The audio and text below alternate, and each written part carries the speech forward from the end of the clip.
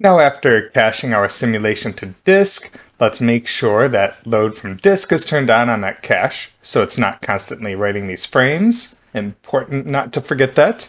And then let's start by doing a couple of the steps that you've seen a few times over at this point that we always need to do when rendering volumes in Redshift. So first, I'll check the attributes on these volumes here. And as before, we can clean up most of this, especially that shop material path, because we don't want Redshift to pick that up. So I'll drop in an attribute rename, connect that to the fire cache. On primitives, we'll tell it to keep only the name attributes. And for detail attributes, I'll get rid of the star so it removes everything.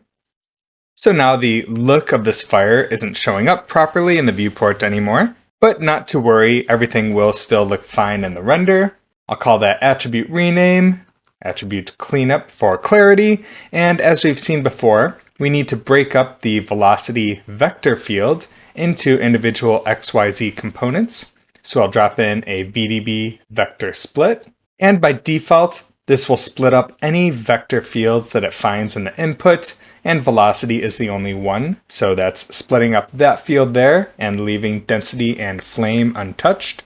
And then let's set up a null to reference this in our render object. Call this render fire, and then let's go up to the object level and create a new geometry object for the fire. I'll call this render underscore fire, make it red like usual, turn off the display flag on that. Under the Redshift object tab, and under volume, let's turn on use velocity grids for that motion blur. And dive inside here, drop in an object merge, and point this to object slash fire slash render fire. And you can see this is correctly bringing in those volumes for the fire sim. We have our density, flame, and velocities. And now let's go set up the shader for this. So if we go back to the fire setup, we used a pyrobake volume for the explosion to set up some light scattering and such, but it's not really necessary for the fire. You can still use the pyrobake volume to set up the fire look if you'd like. So if I drop that in, I'll connect this to the cache fire here. Then as you've seen before, this gives us a lot of the same controls that we have on the look tab on the pyro solver. So currently this is only showing us the density for the smoke, which I'm going to scale up a bit. And we can leave the scatter turned off, and then go to the fire tab and enable fire. Now let's go to the bindings to see what this is actually using for the fire. And it's using temperature for both intensity and color. So let's change this to use the flame field instead for both. And after changing the bindings to use the flame field to drive both the intensity and the color of this shader, now this is starting to look more like fire. As you saw in the pyro solver, we do need to adjust the ramps a bit so that the low flame values aren't showing up as fire. This is kind of ruining the nice fire look and shape that we want to see. So we'll need to do a similar adjustment on the pyrobake volume here.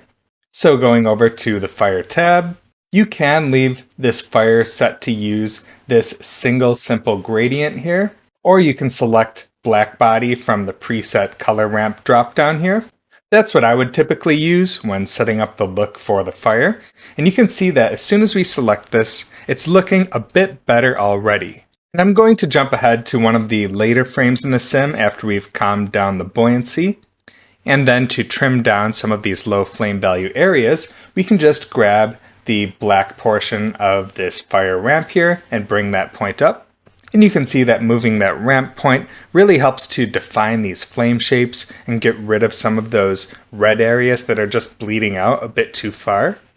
Maybe I'll bump this up a bit higher just to remove some more of that reddish color. So that looks pretty good. I don't really want a ton of that reddish color in there. And it can help a bit to pull down the upper end of the flame values as well to create some black color emission right at the very source of this. You might think that you really want full flame where it's contacting the geometry, but if you look at flame reference, you often see a little bit of offset from the actual surface to where the actual visibility of the flame starts to begin. And when doing any type of effects, it's always good to refer back to some reference images. And if you take a look at these two reference images of burning logs, you can see a bit of what I was talking about, where some of the flames look like they're kind of offset a little bit from the surface of these burning logs here. You don't really get a crisp visual contact point between the flames and the logs. So to reproduce that in our color ramp here, I'm going to pull down that white point. And also, if you are having issues where this is really slow to update visually when you're moving these color ramp values around, you certainly can feel free to set your scene to manual mode while you tweak some of these ramp values, and then take it off of manual mode or hit the refresh button when you want to see the results of those changes. So I'm going to bring down all of the color values in this ramp. So we'll pull down both the yellow point and the white point, and we need to add an additional black point above this, otherwise it's just going to use white for all of those higher flame values. So just click anywhere in there to add a black point and set that color to black. We'll bring that down as well. And then I'll just hit refresh to update the viewport. And that's a bit of a subtle change here. It did seem to expose the underlying geometry a little bit more, but we certainly could push these white and black points down a bit further. So now we're compressing this color ramp quite a bit into this more narrow range of flame values. And let's hit this refresh button again to see what it looks like. So that's revealing a little bit more of the underlying geometry, so it's not entirely covered up by that color emission. And it can also add some nice detail and breakup to this flame if you add in some extra black bands in the middle of this ramp here. So I'll just click slightly above our red point here. I'll set that to black. And we could tighten up that fall off so it ramps up more quickly back up to yellow by adding in another point there and dragging that down toward that black band. And refresh this once again.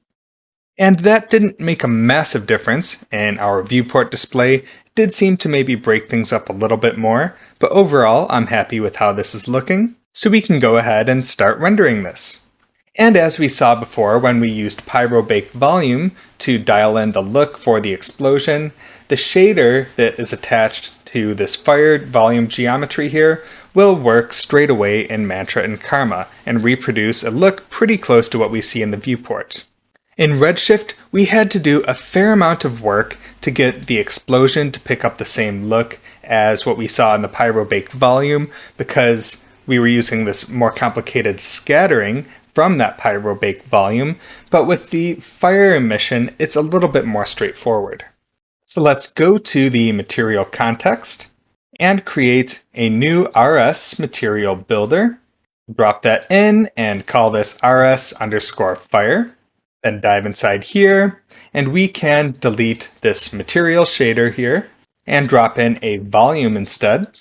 Connect the out color to the volume input of our Redshift material. And then for our volume settings here, I'm going to leave the absorption alone. For the scatter, I wound up using a value of 0.3 for the scatter coefficient and 0.5 for the tint. Although you can certainly feel free to play around with that to dial in the smoke color to your liking. I didn't bother with any density remapping in here. And then back on the basic tab, we can go down to the emission section. For the channel, we're going to use the flame volume.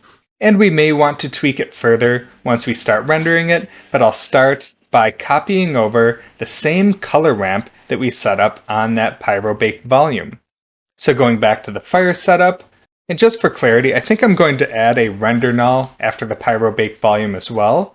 And I'll call this one Render Fire Mantra Karma, just so it's clear that you can use this for those Mantra and Karma renders instead if you'd like.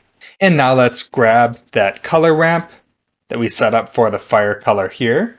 So I'll right click that, copy that parameter, then go back to our RS Fire material, and on the emission remap ramp, I'll right-click that and paste values. That'll put all of the same ramp points in here. And of course, we need to assign this Redshift fire to the actual render object. So back to the object context, the render fire geometry object, then the render tab. Under material, we'll point this to matte, /rs_fire.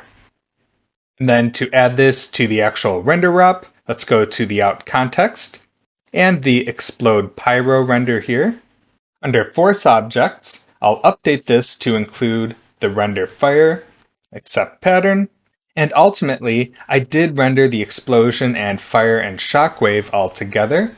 But for now, I'm going to turn off the explosion and the shockwave just so that we can more quickly render the fire and dial that in. I'm also going to turn off the environment and the creatures from our forced matte objects here.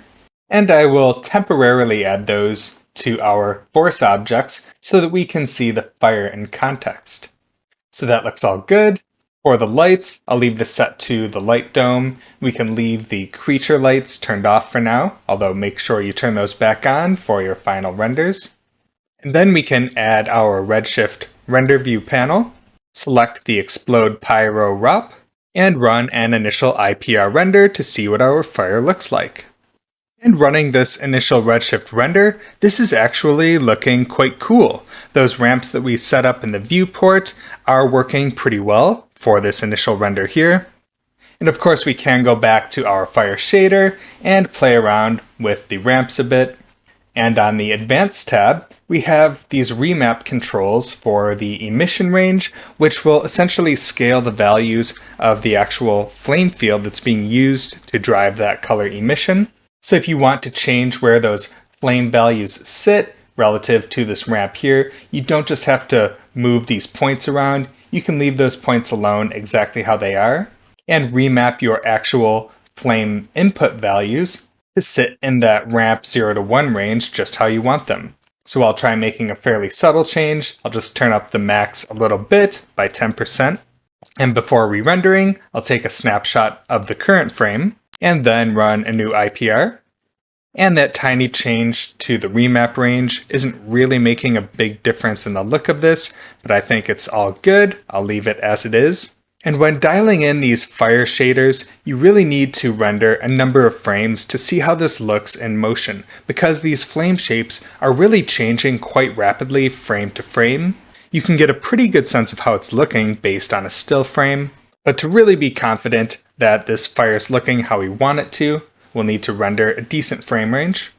So back on the Explode Pyro ROP, I'm going to try turning down some of the settings for our test renders, because when we're rendering a number of frames, if we're rendering too high quality, it might take too long to get some frames back that we can use to judge this. It's not as big a deal when we're just waiting on one frame with automatic sampling, but when waiting on lots of frames with automatic sampling, it can be a bit slow to work with.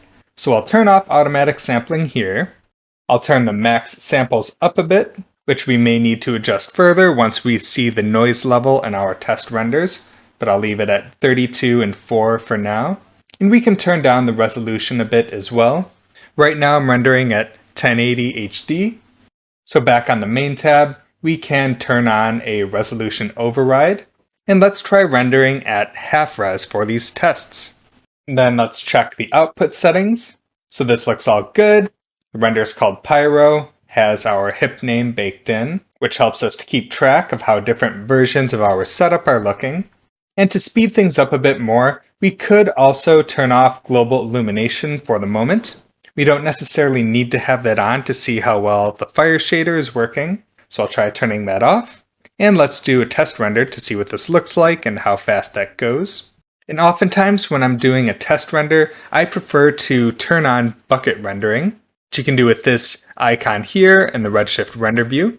So we'll start that IPR and then turn on the bucket mode here. And in this mode, instead of sampling the entire image at the same time, you have these render buckets that are working on one section at a time. And if you have multiple graphics cards working on this, you'll see multiple buckets rendering at the same time.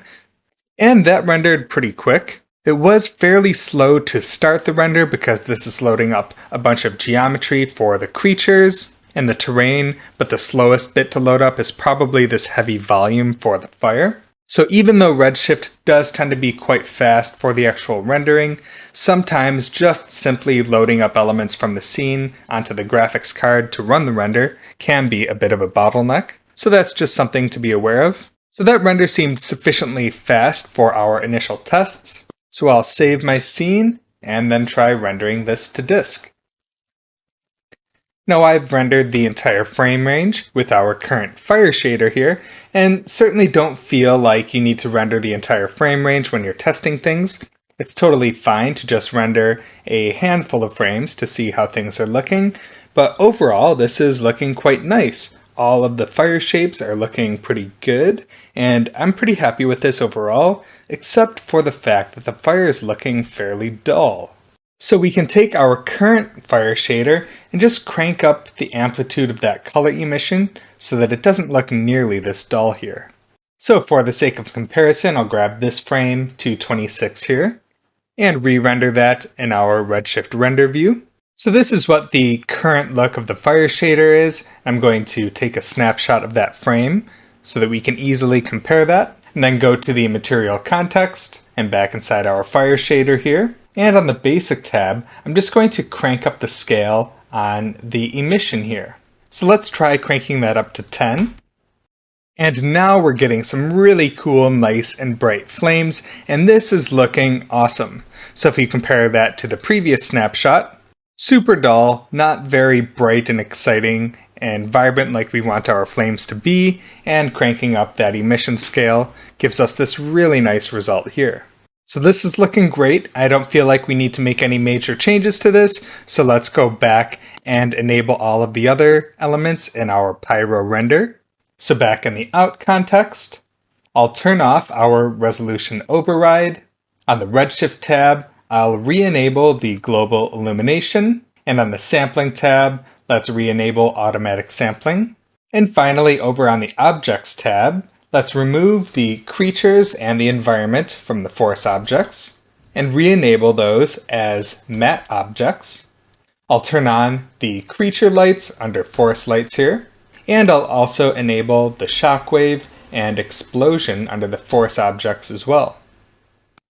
And after those latest changes, this is what the full final version of our Pyro layer looks like when we've added the shockwave and the fire and the explosion. And of course the fireball is kind of out of frame at this point, but we are getting the smoke trail from the fire mixing in with the end of the smoke from the explosion here. So this is all looking quite cool. And then we can update the other layers for our explosion shot as well. So on the environment layer here, we can make sure that we're including the fire as a phantom object because we want the light from the fire to illuminate the creature and the environment and such. So under the phantom objects, we'll open up our selector for that, Control-click render fire and accept that pattern. So that'll give us the lighting from the fire on the environment, and then we'll do the same thing on the creature's render as well. Open up our picker, Control-click fire, accept pattern. So now we'll get that fire influence on the creature layer. And then finally, after rendering those layers independently and compositing them together, you wind up with a result that looks something like this.